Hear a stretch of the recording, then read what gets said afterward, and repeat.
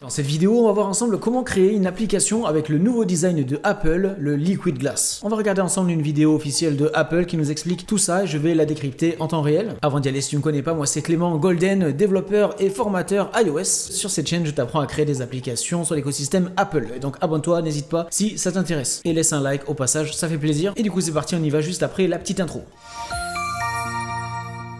Du coup, dans cette vidéo, on est avec Franck aujourd'hui, ingénieur SwiftUI chez Apple. Et donc, il va tout nous expliquer. Déjà, premièrement, en ce qui concerne le design Liquid Glass, donc c'est cet effet de verre transparent avec les contours un petit peu lumineux, comme si on avait des vrais morceaux de verre physique par-dessus le contenu.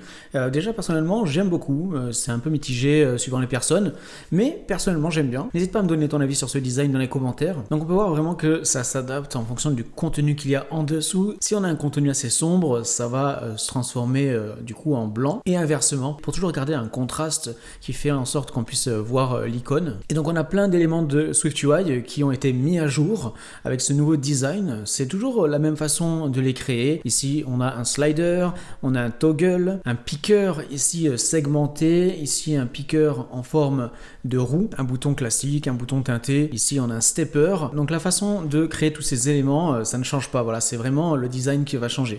Donc toutes les anciennes applications sur les anciens OS qui ont été créés, elles vont pouvoir bénéficier sans travail supplémentaire de ce nouveau design. Et donc voilà sur ma gauche les différents chapitres de cette vidéo, de quoi il va nous parler, structure de l'application, les toolbars, les barres de recherche, les différents contrôles et comment appliquer l'effet Liquid Glass sur des éléments qui ne sont pas forcément natifs, sur nos propres vues personnalisées. Petite pause rapide, si toi aussi tu veux créer des applications iOS, n'hésite pas à t'inscrire sur mon école en ligne Appcademy, premier lien dans la description de la vidéo et tu pourras accéder gratuitement à plein de leçons qui te donneront des solides fondations dans le domaine. Donc surtout n'hésite pas à me rejoindre. Allez, sinon on reprend la vidéo. Donc on commence avec tout ce qui va être navigation et notamment déjà il nous fait remarquer que vous voyez sur ce petit panneau là, on a le reflet par défaut qui s'ajoute des petites fleurs qu'on a là. Ça rajoute un petit effet subtil ici. Au lieu que ça soit totalement blanc, ça projette la couleur. Et du coup, le premier morceau de code qu'il nous partage, c'est ce nouveau modifier background extension effect. Et donc, on voit le résultat par rapport à ce qu'on avait juste avant. Avant, l'image était coupée ici. Elle s'arrêtait là, l'image. Et du coup, avec ce modifier, elle va pouvoir continuer derrière. En fait, ça prend exactement la même image,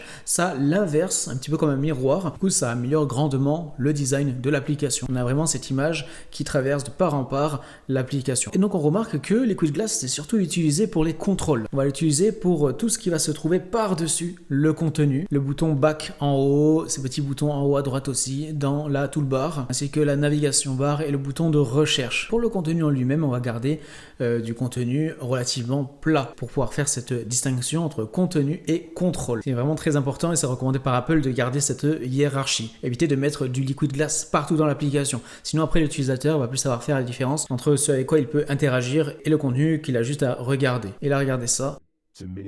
On peut configurer cette navigation bar pour qu'elle se range quand on commence à scroller. Très sympathique. Et donc pour faire ça, on a juste ajouté un modifier là aussi. Sur la tab view, on a juste à ajouter tab bar minimize behavior. Et donc là, on choisit le comportement désiré. On met point on scroll down. Et donc comme ça va fonctionner cet effet-là quand on va scroller vers le bas. Quand on scrolle dans la direction opposée, la tab bar va réapparaître. Et comme ça nous permet de nous concentrer vraiment sur le contenu. Quand on scrolle, en général, on va voir le contenu et non pas forcément les contrôles. Donc c'est parfait, ça va se minimiser. Et quand on revient vers le haut, voilà, ça réapparaît. Ensuite, on va pouvoir ajouter, comme on le voit en bas à droite, d'autres contrôles au-dessus de la tab bar. Là, ici, c'est dans l'exemple de l'application musique de Apple.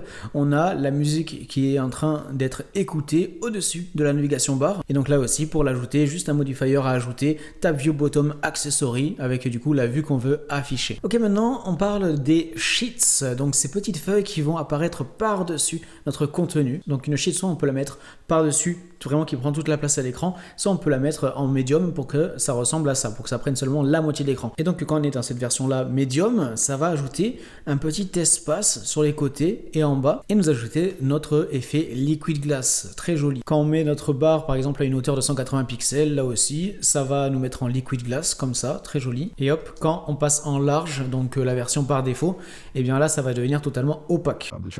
Très sympathique, là aussi vous avez vu la petite transition, très jolie. Attention, attention, bam, ça va vraiment s'agrandir depuis le bouton sur lequel on a appuyé. Transition vraiment magnifique, je trouve. Dans le contenu de notre feuille, on peut ajouter dessus un modifier navigation transition. Et donc là, c'est sous l'effet de zoom. Très très sympa, cette animation, j'adore. Et donc cet effet aussi, il va marcher par exemple pour les menus. On peut voir ici, attention, quand ça va cliquer, hop, le menu s'ouvre vraiment à partir de là où on a cliqué. Ça marche notamment pour les menus, mais aussi pour les contextes menus, pour les confirmations dialogue. Donc on a plein d'éléments comme ça qui vont pouvoir s'ouvrir à partir de là où on a cliqué. Et donc au niveau de l'expérience utilisateur, je trouve c'est beaucoup plus intuitif. On appuie sur quelque chose et donc les options qui en découlent s'ouvrent au même endroit. Et voilà, c'est ce que je disais. Hop, ici on a une confirmation dialogue, il s'ouvre directement. Je remets l'animation, hop, il s'ouvre directement quand on appuie sur la poubelle, bam. Et donc maintenant il va nous parler spécifiquement des toolbars, donc les barres d'outils avec toutes sortes de boutons qui vont pouvoir se trouver en haut de l'écran ou en bas. Donc on a un nouvel élément qui a été ajouté avec cette mise à jour,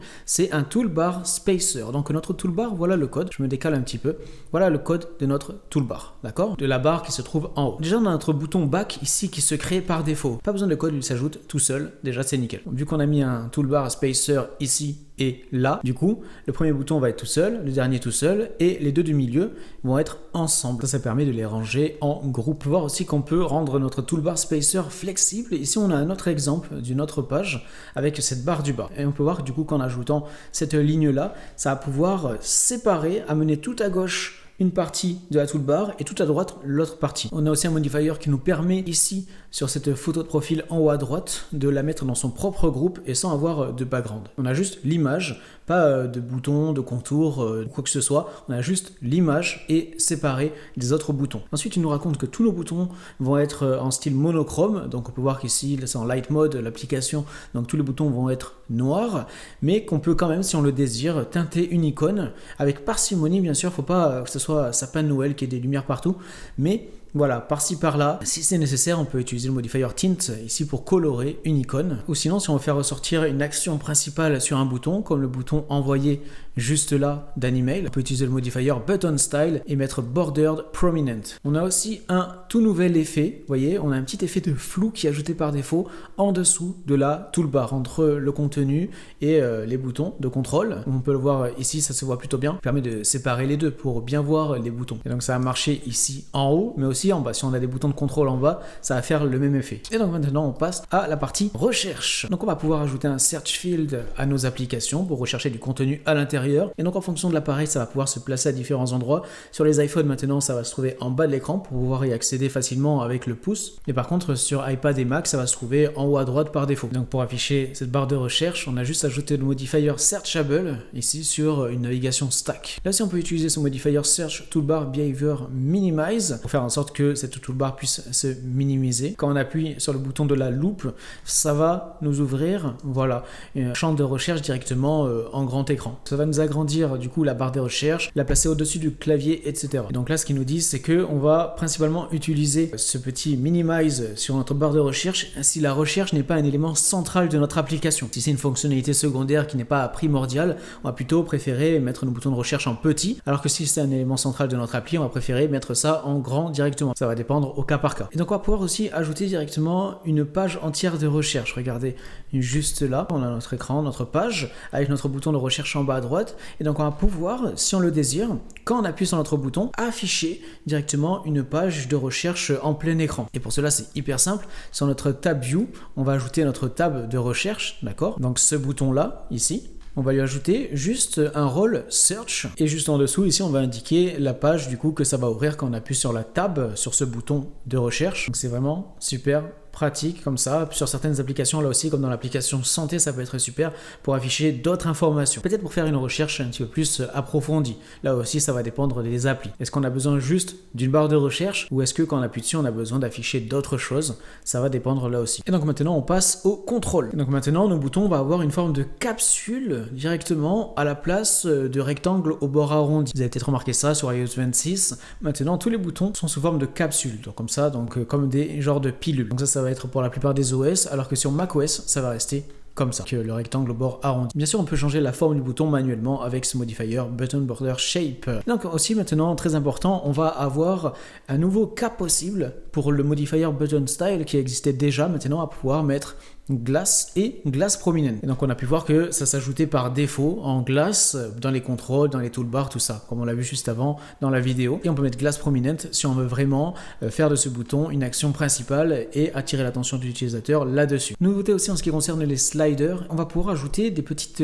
étapes. Vous voyez, les petits points comme ça, on va pouvoir les ajouter. On a juste à ajouter un paramètre step à notre slider et ensuite on précise tous les combien de temps on veut une étape. On peut aussi les placer manuellement. On va pouvoir aussi choisir où c'est que commence notre slider quand il apparaît à l'écran avec le paramètre neutral value. Donc pour que ce soit ici par défaut au milieu quand le slider apparaît. Quelque chose de vraiment super aussi, c'est qu'on va pouvoir configurer, vous voyez, le bouton en fonction de l'arrondi de l'appareil, que ce soit iPhone, iPad ou autre. On va avoir différents arrondis d'écran et donc on va pouvoir adapter nos éléments en fonction de cet arrondi pour que ça soit harmonieux comme ça. C'est vraiment super et en plus c'est super simple à faire. Donc on a notre contrôle en bleu ici, d'accord, donc c'est ce custom control. On va pouvoir lui ajouter un background, donc une couleur de fond, et on va pouvoir spécifier quelle forme va avoir ce bouton.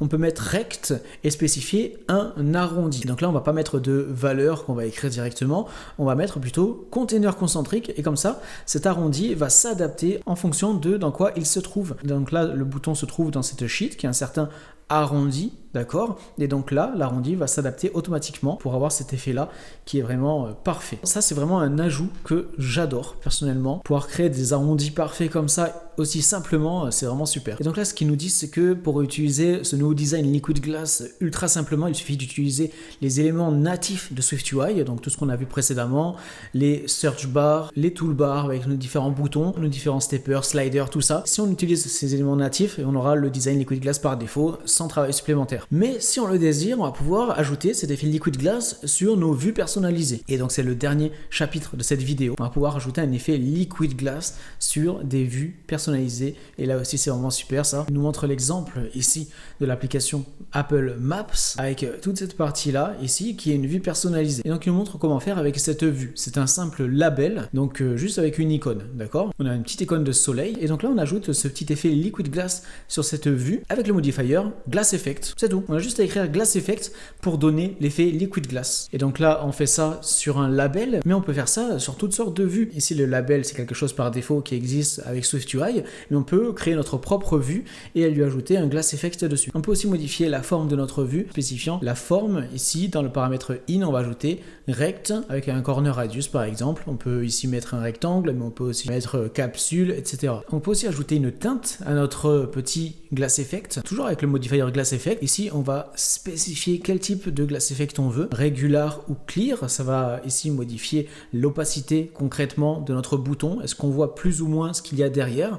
Ici par défaut c'est regular et donc après on va pouvoir ajouter directement un tint en suivant, teinté de la couleur de notre choix. Ici c'est en vert, ici c'est quelque chose à utiliser avec parcimonie. Bien sûr là aussi il ne faut pas mettre des boutons comme ça, Glass Effect partout avec plein de couleurs, sinon l'utilisateur va plus rien comprendre à ce qu'il doit faire. On va aussi pouvoir ajouter ici juste après le type de glace qu'on veut, ici regular, on va pouvoir ajouter interactive. Et donc ça va permettre, quand on va toucher notre bouton, un petit peu le bouger, etc., on va voir ici que ça va pouvoir le déformer.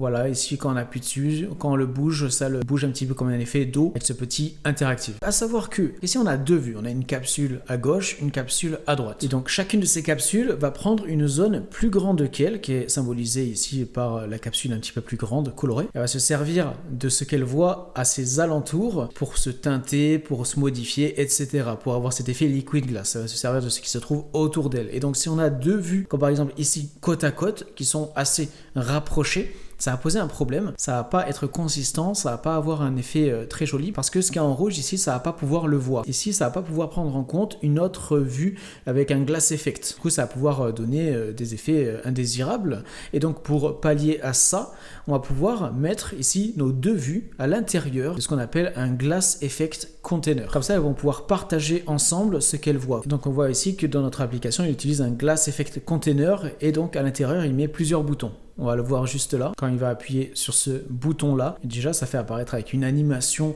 les différents boutons qui sont tous à l'intérieur d'un Glass Effect Container. Comme ça, il n'y a pas de souci, ils n'interfèrent pas les uns avec les autres. Et donc pour avoir cet effet de transition, il va ajouter un Glass Effect ID sur chacun des boutons ici. Comme ça, avec ce code, voilà, quand il appuie dessus, ça fait avec une animation, ça rassemble tous les boutons ensemble avec ce magnifique effet. Du coup, c'est la fin de cette vidéo sur Apple. À savoir que pour utiliser tous ces effets Liquid Glass, pour que ça fonctionne, il faut avoir Xcode 26 ou supérieur. Et si vous avez une application qui fonctionnait avant Liquid Glass, eh bien, il recommande tout simplement d'auditer l'application, de la lancer, de voir comment ça fonctionne, voir s'il y a des choses à modifier ou à adapter. Et du coup, c'est la fin de cette vidéo. Laisse un like si tu as appris des choses. Abonne-toi à la chaîne pour plein d'autres contenus tels que celui-là. N'hésite pas à me dire ce que tu penses de ce design Liquid Glass dans les commentaires. Tu as 2 autres vidéos si tu veux, n'hésite pas à aller les voir. Du coup, on se retrouve très bientôt pour une prochaine vidéo. Allez, salut!